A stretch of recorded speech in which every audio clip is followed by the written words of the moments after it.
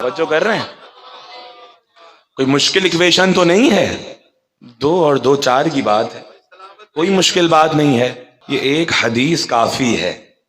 تمہارے درمیان قرآن چھوڑ رہا ہوں، اہل بیت چھوڑ رہا ہوں، تو اب اگر اہل بیت نہ ہوں تو پھر کیا رسول کی حدیث باقی رہے گی؟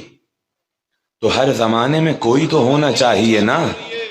تو پھر تمام علماء اہل سنت نے اپنی تفاسیر میں لکھا، تفسیر ثعلبی میں موجود ہے، در منصور میں موجود ہے، اور امام حضرت علامہ سیوطی نے لکھا کہ جب یہ آیت نازل ہوئی انما انت منذر لکل قوم ہاد، اے رسول تم تو بس ڈرانے والے ہو، ہر زمانے کے لیے ایک ہادی ہے. تو جیسے ہی یہ آیت نازل ہوئی تو اصحاب کا مجمع موجود تھا.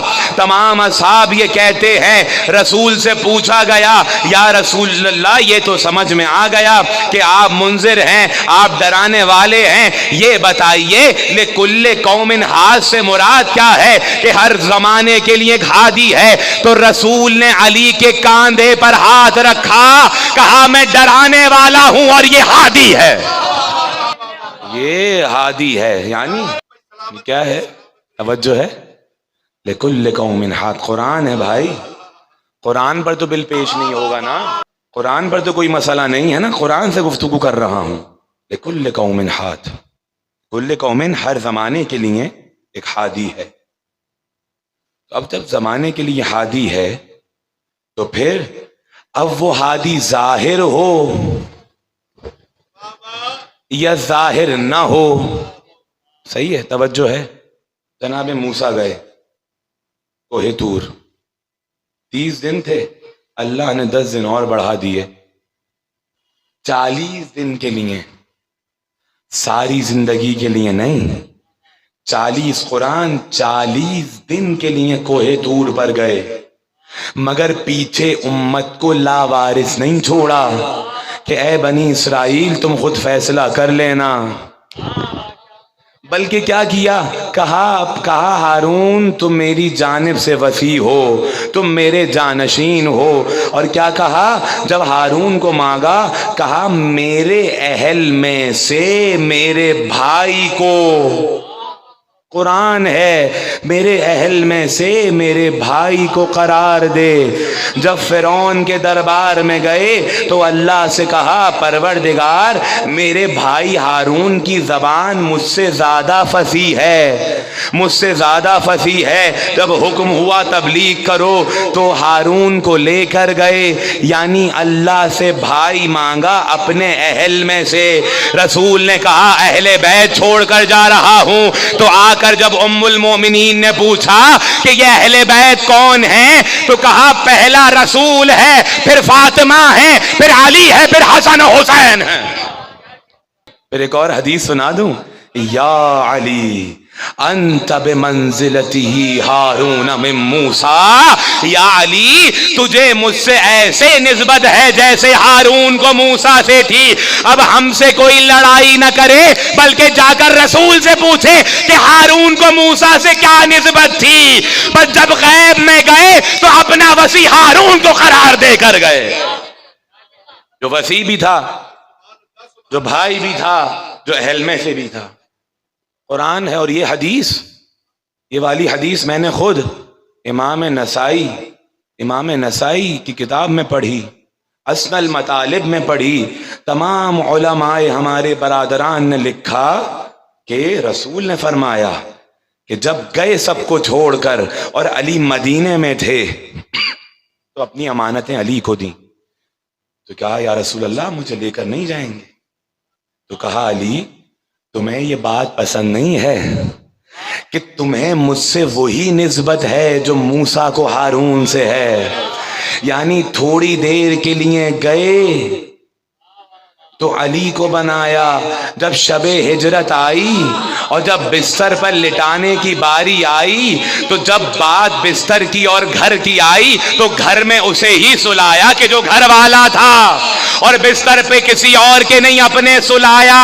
اور جب آئے مسلمان، جب آئے وہاں سے کفار مکہ تلواریں لے کر، اور آ کر جب کپڑا ہٹایا تو دیکھنے والوں نے دور سے دیکھا، پہچان نہ سکے، یعنی جب رسول چادر میں ہو تو لوگ محمد سمجھتے ہیں۔ اور امام شافعی سے کہو کہ جنہوں نے کہا شافعی مر گیا اور یہ پہچان نہ سکا علی رب ہے یا رب علی ہے، تو امام شافعی نے کہا ہمارا تو یہ عقیدہ نہیں ہے، ہم علی کو عبد الہی مانتے ہیں، اور وہ عبد مانتے ہیں جو اللہ کی پہچان کا ذریعہ بنا ہے۔ ساتھ ہیں؟ اللہ نے کیا کہا؟ ائمتی یہدون بامرنا، ہمارے امر سے یہ امام ہدایت کرتے ہیں۔ اللہ کا امر کیا ہے؟ قرآن میں سورہ یاسین میں کہا انما امرہ اذا اراد شیئا ان یقول له کن فیکون۔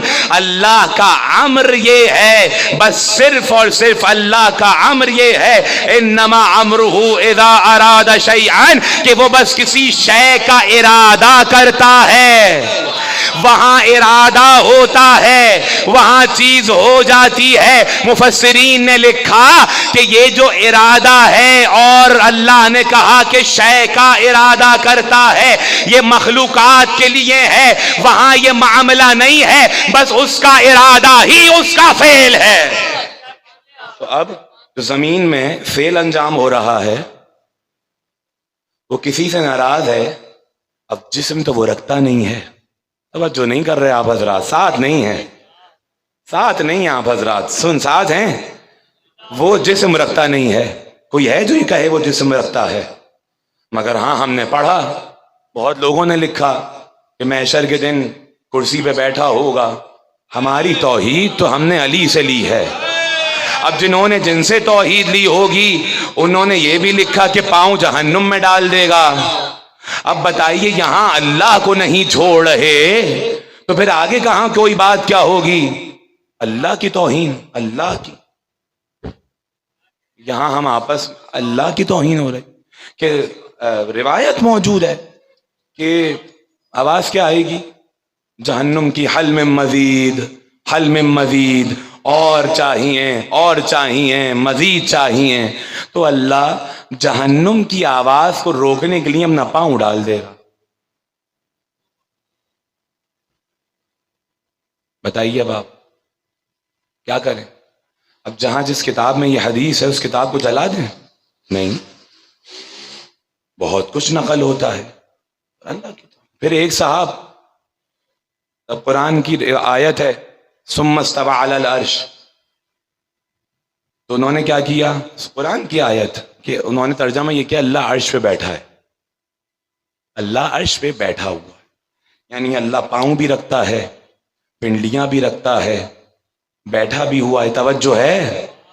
عرش پہ بیٹھا، ہمارا عقیدہ نہیں ہے یہ، عرش پہ بیٹھا۔ اور ہر جمعرات بھی یہ بتائیے ذرا، ہر جمعرات کو اللہ اترتا ہے پہلے عرش سے، چوتھے آسمان پہ آتا ہے، اور آ کر کہتا ہے چوتھے یا ساتھ میں آ کے کہتا ہے کہ جو ہے مجھ سے مانگ لو، یعنی اللہ۔ اور پھر انہوں نے پتہ ہے کیا کیا؟ بہت بڑے محدث تھے، انہوں نے ممبر سے اتر کے دکھایا، ایسے اترتا ہے اور ایسے چڑھتا ہے۔ مگر علی نے کیا خدا بتایا؟ نہج البلاغہ کا پہلا خطبہ کہا الحمدللہ الذی لا یبلغ مدحتہ القائلون، سنو حمد ہے اس اللہ کی کہ مدحت کرنے والوں کی مدحت اس تک پہنچ نہیں سکتی ہے۔ ارے جب مدحت نہیں پہنچ سکتی ہے تو پھر اس کے جسم کے کیسے قائل ہو جائیں گے؟ مدحت نہیں پہنچ سکتی۔ علی ابن ابی طالب جس نے اشارہ کیا اس کی جانب، اس نے اسے محدود کر دیا۔ توجہ ہے؟ جس نے اس کی صفات کو زائد بر ذات سمجھا کہ پہلے عالم نہیں تھا بعد میں ہوا، پہلے قادر نہیں تھا بعد میں ہوا، وہ بہت سارے خداؤں کا ایمان رکھنے والا ہو گیا۔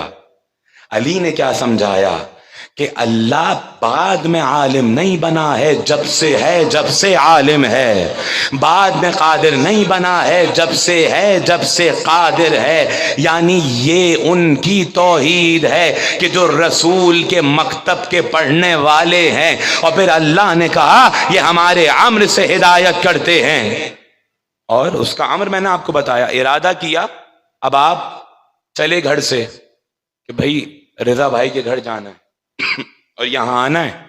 آپ نے کیا کیا؟ 2 گھنٹے پہلے ارادہ کیا۔ توجہ ہے، ایسا تو نہیں ہوا کہ آپ نے وہاں سے ارادہ کیا اور یہاں آ گئے۔